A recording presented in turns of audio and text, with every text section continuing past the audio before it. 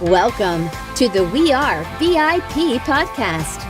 Each week, your host, Casey Hasten, Director of Recruiting at VIP, will bring you valuable insights from thought leaders, introduce you to incredible companies, and bring you tips for landing your dream job from our team of executive recruiters at VIP.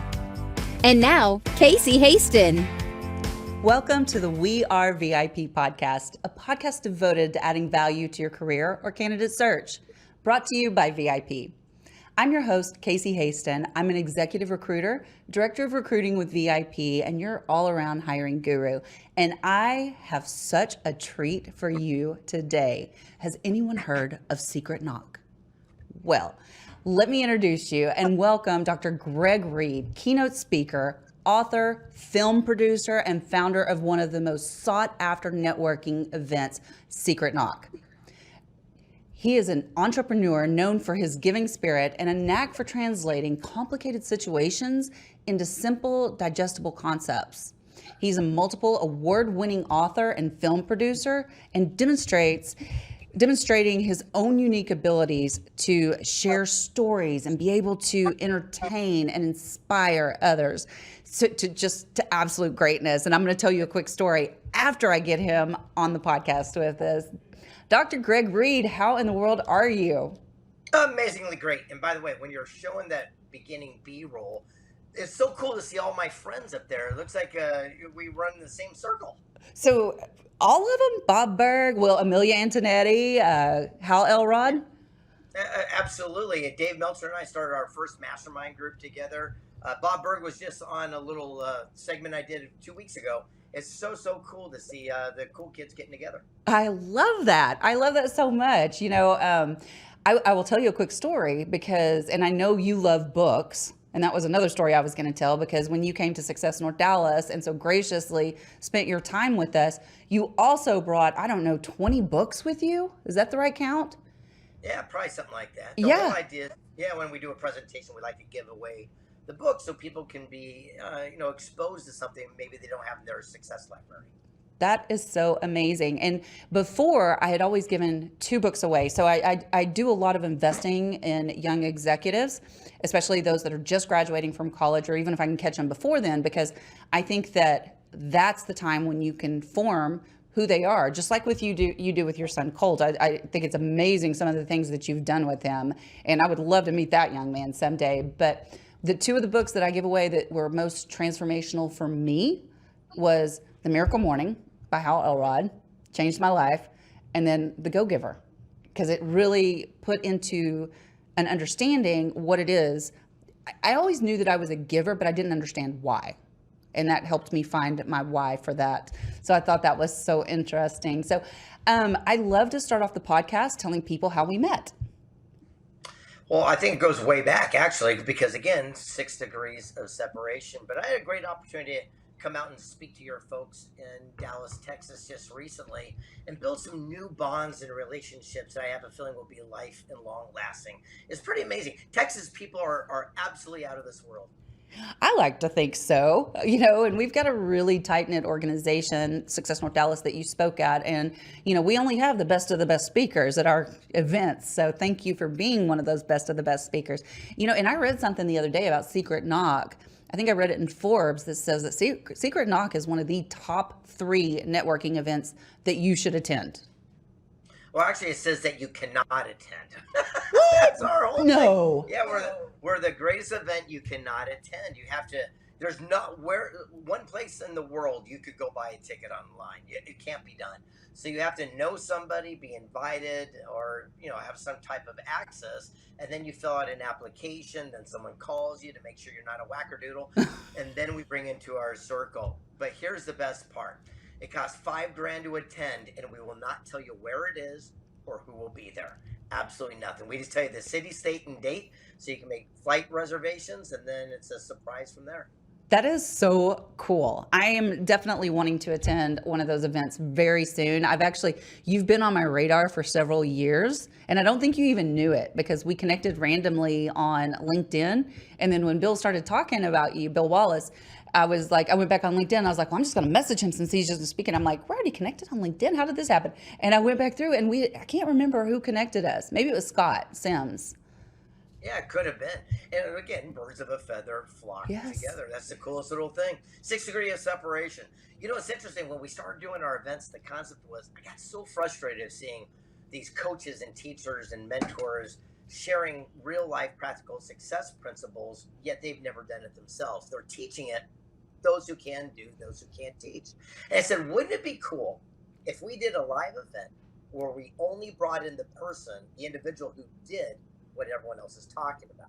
So if you want to start a clothing line, over at the taco bar, there's Brian Smith, founder of Ugg Boots.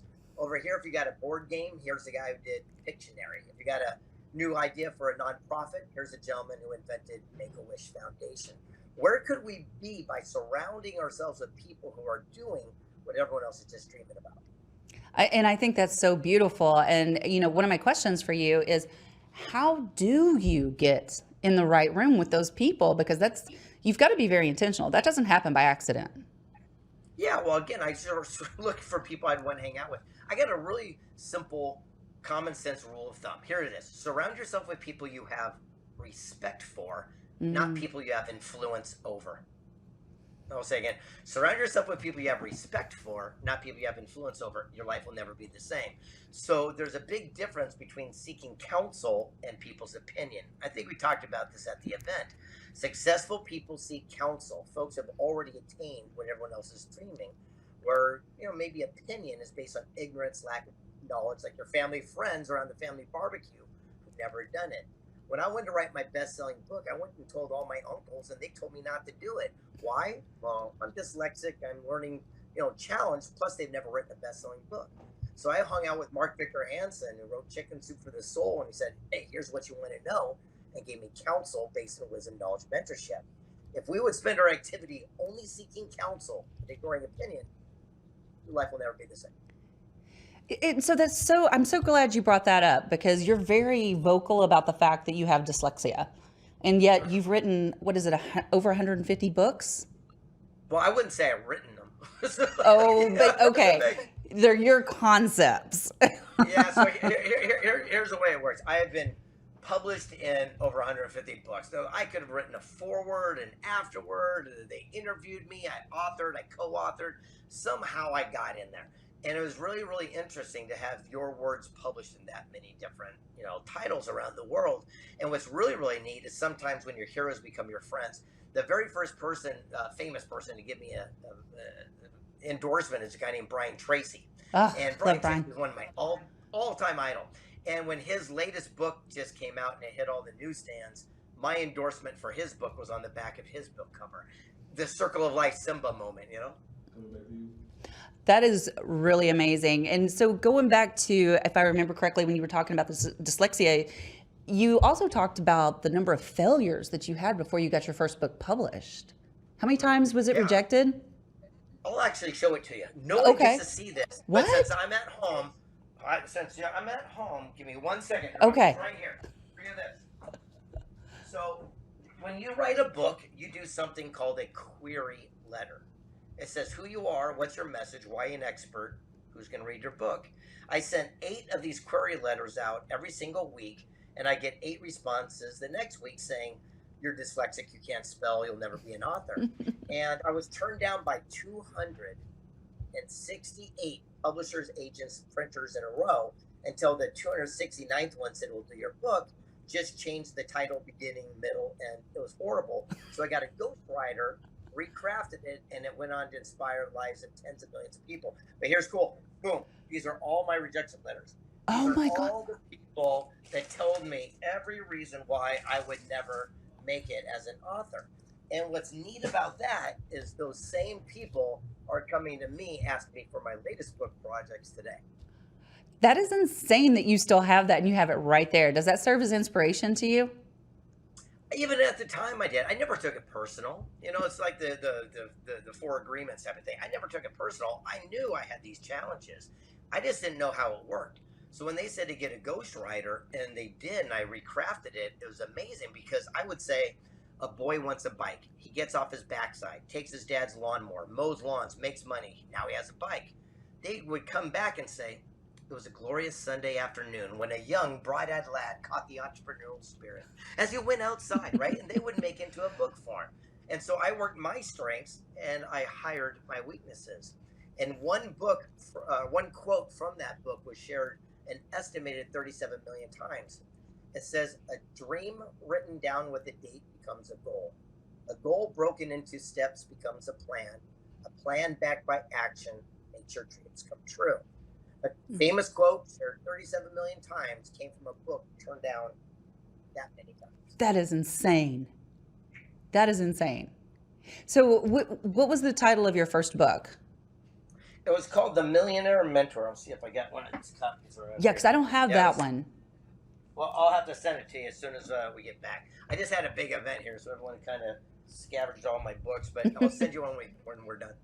Okay, perfect. Well, I want to talk about 3 Feet from Gold because I had been hearing about this book for so long. But a lot of times when people tell you the name of the book, they don't necessarily tell you the author, right? They'll just say, oh, you got to go read this book. And then you show up at Success North Dallas and you have 3 Feet from Gold. And remember, you were giving them away. And I was like, no, I want that one. I want that one. And you're like, well, put this one back over here for now. And I was like, you wrote that book? Are you kidding me? So can you tell? Yeah, it's kind of we'll talk about that. Even Bob Burke, he and I were just talking the other day. It seems like The Go-Giver and 3 Feet from Gold are usually listed in the top 10, personal development books of modern day that you need to read. And it's really neat that, we get to have a little yin and yang. And 3 Feet from Gold is a story about a gold miner who literally gave up 3 feet away from the largest strike. And it seems that most people quit right before the miracle happens. First there's a dream, then there's a challenge, and then comes victory. Unfortunately, most people quit in the challenging times and they never get to see their concept come to fruition. How many times have we had $1 million idea in the shower, and by the time we brush our teeth, it's down the drain to see it on a billboard 10 years later? The only difference between you and that person is one person acted. That's so interesting that you say that because I've got a big moment coming up here in the next couple of weeks. I'm about to be a published author and I'm having my first book launch.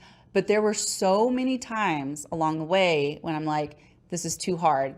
Nobody's going to buy the book. Nobody's going to want to see what I've produced. And so I feel like, and I think that's why 3 Feet from Gold resonated with me so much, because it would have been really easy to stop at any point from finishing that book. But now, we've got a go live date. It's real. I got too many boxes of these books in my house right now. So that's great. They got to go. Well, exactly. It's go time. And what's interesting? There's so many ways to use a book. Look, there's not a lot of revenue and money in books. They're just but you can use it as a tool to open up the doors of opportunity. For example, from being in this best-selling book, for example, people paid $5,000 to come to my Secret Knock now to meet all the people that I talked about in the book. Same note is that you can use it as coaching. You can use it as an authoritative, leverage piece. So there's many different ways to use your book in ways that exceed just the actual written word itself. Well, and I also wanted to bring up that, not only did you write this book, but this was actually commissioned under the Napoleon Hill Foundation, correct? Correct, yeah. So basically the short version is 1908. Napoleon Hill was given this letter of introduction by Carnegie to meet all of his friends and wrote Think and Grow Rich. 100 years later, the Napoleon Hill Foundation and the grandkids wrote the same type of letter and they gave it to me. And so I had a Willy Wonka ticket to meet anyone on earth. And now it's, kept going and kept going and kept going. And it's pretty neat to be able to actually sit down and go face to face with people like Steve Wozniak, who created Apple computers with Jobs. Just got done doing a sit down, believe it or not, with Carol Baskin from the Tiger King saying, hey, let me tell you my side of the story. I've never even met this Joey Exotic yet, right? We've had President Vicente Fox tell us how George Bush tried to trick him to go to war, to Edward Snowden hiding in Russia doing a private Skype telling his version of things how it went down. And it's very interesting to get information directly from the source. And that's why we started doing our live events. I said, I'm so tired of people getting it whitewashed information. What would it be like to go face to face, knees to knees, and talk to someone about their life directly from the person who's lived it? Well, and I love that you say that, and you asked a question at Success North Dallas that I thought was really interesting, and you were like, how many people said no to Carnegie before Napoleon Hill said yes? And then you asked how many of you in the room would have gone with me to these meetings, and I'm like, I would have gone, and you're like, no, you wouldn't. None of y'all would have. And why do you say that? Is it because we are inherently averse to risk? I wish I had the answer, but again, not one person, even from that Dallas event, signed up to come with us to the next Secret Knock. It's mind-boggling to me. However, it is what it is, and I stopped taking it personal. Again, back to the 4 agreements. So I started to surround myself again with people that are ready to step out of that comfort zone and do things differently. Because we can sit there and say, we're a reflection of the 5 people we hang around and all the cliches, but they also say, where do you hang out and find those new people? I said, I'll just create a little melting pot of those people so that you can come to. I noticed these big events, these arena events they do nowadays, there's 10,000 folks, but there's only 300 really amazing people. I invite those 300 people to my events, and we have a collaboration like people have never seen. Well, and I know Amelia Antonetti has been one of those. I believe she's spoken at your events before. And she is actually in Dallas right now and about to do an event for me tomorrow night. So I'm super excited. She's just amazing. Her and Patricia, just absolutely over the top, cool people. In fact, we did a Secret Knock Women, and they did a thing with my former wife. I know it sounds crazy, but I got the greatest ex-wife in the world. And so she runs Secret Knock Women today, along with I do the regular Secret Knock. So we'll have to talk to her about that, because the event that we're doing tomorrow night with Amelia is Women in Success. So it's our women's initiative through Success North Dallas. So maybe there's some synergies there. Yeah, I like it. We go together like shabba-dabba-dee, right?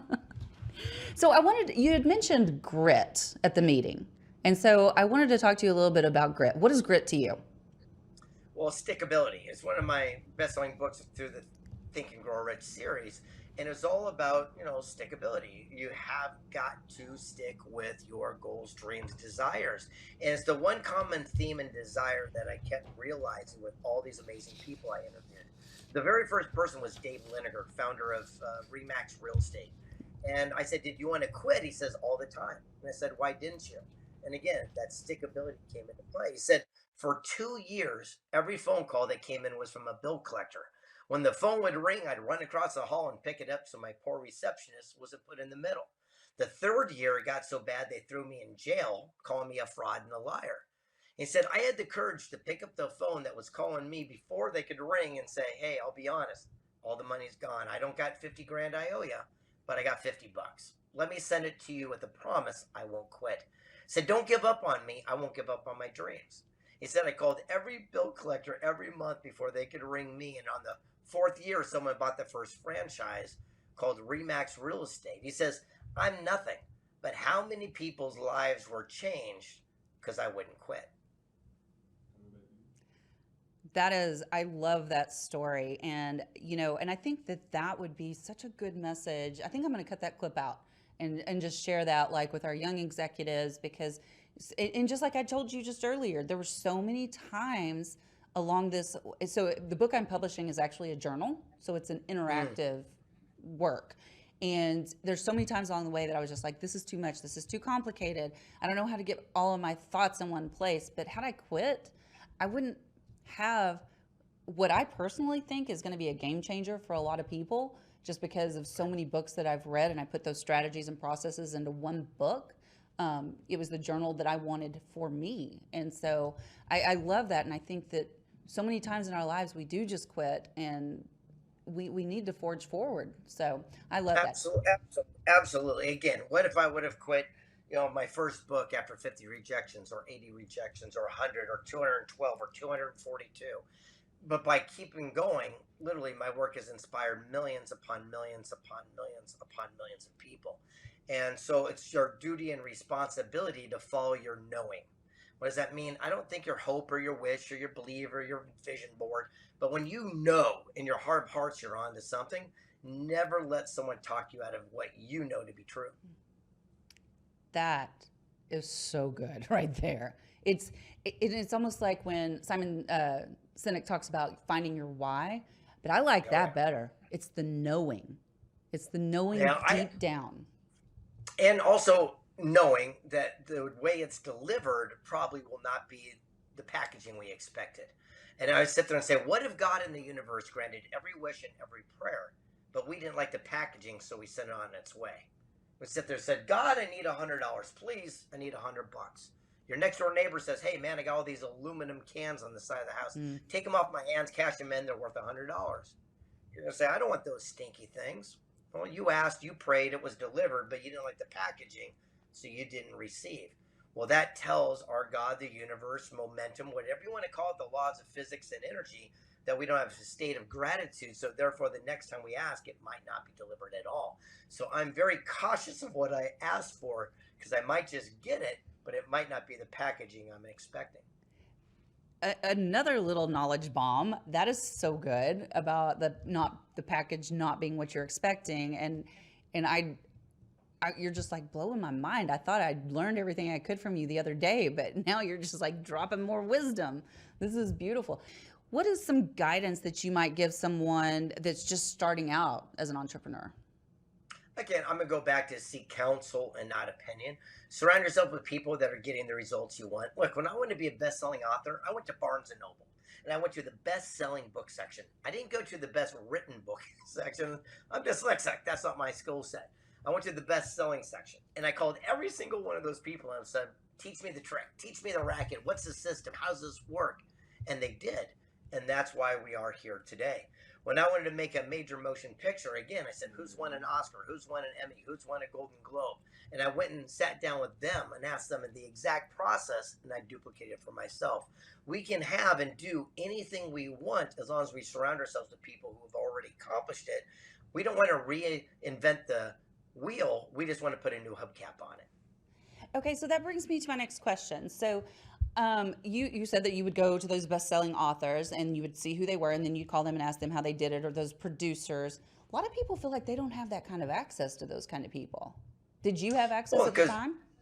No, I never did. Look, everyone watching this, you've never heard of me. Same thing when I call these people. No one's ever heard of me. But I do it with a thing called specificity. And I don't know if that's right because I'm dyslexic, but you get the idea. I'm specific. So here's my rule of thumb. If I want to get to the president of NASCAR, I don't know anything about NASCAR, but I want to get to that guy.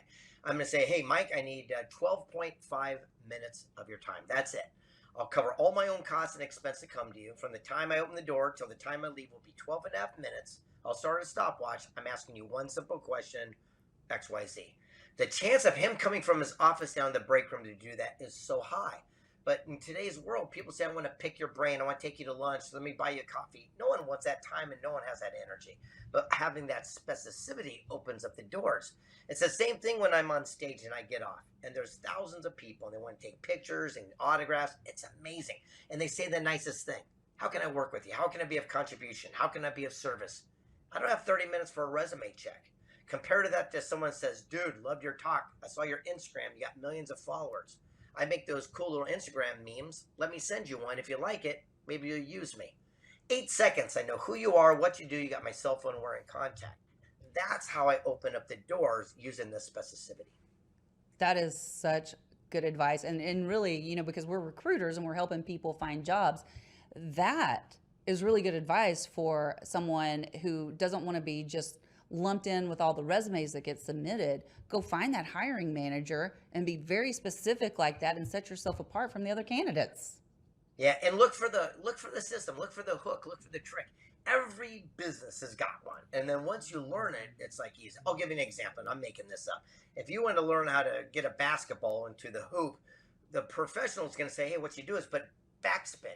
You spin it backwards. And what happens when it hits the backboard, it automatically goes down into the basket. Simple little trick, but until you know that, you don't know that. You just go flat. Well, every single thing in life is got one of those tricks. So I got to sit down with a guy named Jules who started a company called Showtime Television. Everyone's seen it, on TV. And I said, what's this trek to Hollywood? What am I missing? I've spent all these years and everyone's telling me yes, but I'm not getting anywhere. And he says, well, in Hollywood, a yes is a no. A no is a no. A maybe is all you're looking for. And I said, explain. If you go to Hollywood and they go, yes, sounds great, we're going to make you a star, get in the back of the limo, it's $14 million. That's just no, they're pushing you off. If someone says no is a no, but someone says, hey, that sounds like a logical idea, let's book a meeting with the studio and we'll all come together and see if we can come together and do something, that's it. So now every time I went to Hollywood and I was making my first major film, everyone I'd say, here's what I'm doing. They go, yeah, sounds great, we're going to do this. I go, hey, thank you very much. I already knew what that answer was. And finally, until people said, sounds great, let's sit down with these people and make it happen. I think it was 7 months later from learning this trick, that film was made and actually made the ballot for the Oscars. That is amazing. and again, is that sticktivity? No, how did you say it? Stickability. Stickability. So I know we are getting close to time, but I did want to ask you, kind of switch gears and ask you for the best piece of parenting advice you ever received. Again, be careful what you say because it might come back and haunt you. It's so funny. Just recently, my son and I were throwing parties right after, all the COVID stuff hit. And I said, hey, let's do ourselves a favor and clean up the house a little bit. And I said, go upstairs, make your bed, clean things up and whatnot. About 15 minutes later, his best friend comes down with a handful of cash and gives it to his dad and says, hey, put this in the bank for me. And I said, where'd you get that? He said, from your son, Colt. And I said, well, why did he give you that money? He says, well, he hired me to make his bed, to clean up his room and take out the trash. And I called him down and says, Colt, I go, why did you do that? And he said, Dad, you taught me to work my strengths and hire my weaknesses. He goes, I hired him to do that because I had other things to do. I love that so much. And I think one other thing that you do is that you don't pay him to do what he doesn't want to do, like his allowance. You pay him to do what he wants to do and then ask him to take care of the other things just like that, right? So doesn't he create your TikToks? Well, that's the whole idea. So we don't focus on working our strengths and hiring or duplicating or collaborating with our weaknesses. And that is the key to personal achievement. For example, Bob Berg teamed up with John Mann, who's an amazing ghostwriter. Together, they collaborated on The Go-Giver, first book that John ever put his name on, and together they created magic. There's so many ways to do things. So for example, I don't pay my son money for allowance to do things like mow the lawn and pick up the weeds and the dog poop, because those are things he doesn't like to do. I say, hey, you're really good at making these TikTok videos and Instagram stuff, so why don't I pay your allowance based on something you excel at? And how about you do these other chores, and we'll call it contribution, for living in this amazing estate, ocean view property, and living the life that you do. And it changed the paradigm. So now when he comes up to me and the brand new Jordans come out, he says, hey, Dad, how many TikToks can I make you to get these new shoes? And it changed our dialogue, our conversation, and now he's teaching other kids to do the same. I love that. I just wish I hadn't already raised my kids, because I totally would have implemented that. That is such genius right there. All right. So before I let you go, I do want to ask you our 3 VIP questions, and I'm very, very curious to see how you're going to answer them. And I cannot believe you've stayed sitting this entire interview. Well, except for one time you got up. I'm kind of shocked too, to be honest with you. It's pretty good. I know. You're usually jumping on chairs and dancing around. I did get up to go get these, so I guess that's my break. Okay. All right. So if you were chosen to be one of the first colonists on Mars, what 3 things or people would you take with you? Great question. I'm going to go with, I would bring an oxygen machine, because that's the first thing we're going to want to have. I'd bring in trees, as many as possible, to plant so we'd have future generations of oxygen. And I would also bring a library of the greatest text of mankind so it could be passed down to the next generation. I think I'm right there with you. I would want my library with me for sure. So I'm super curious about this next question, because you are one of